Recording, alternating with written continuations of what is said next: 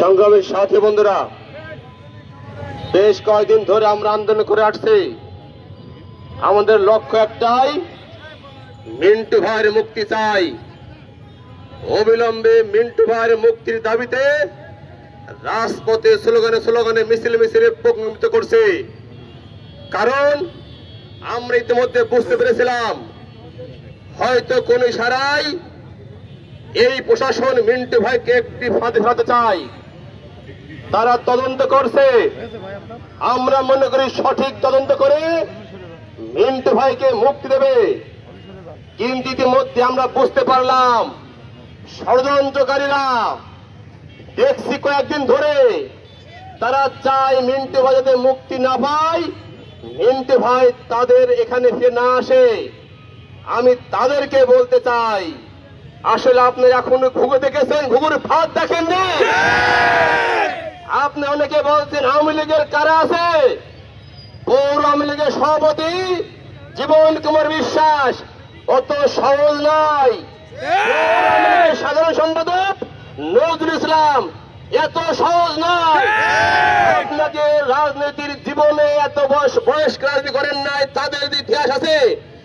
এই রাজপথে তাদের ইতিহাস আপনি হয়তো এখন দেখেন নাই।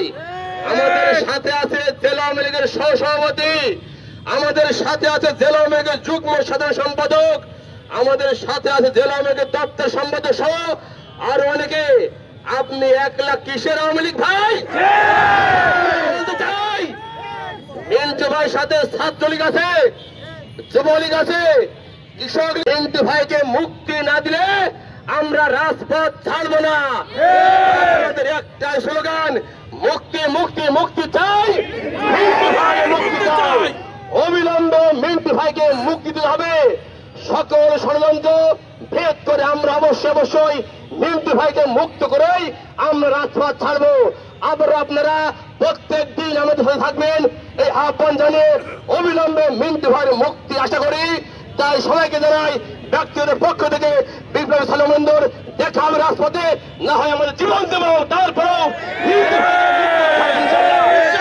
ধন্যবাদ। জয় বাংলা, জয় বঙ্গবন্ধু।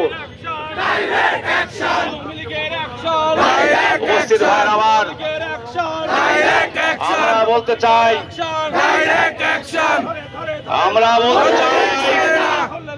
আমাদের মিছিল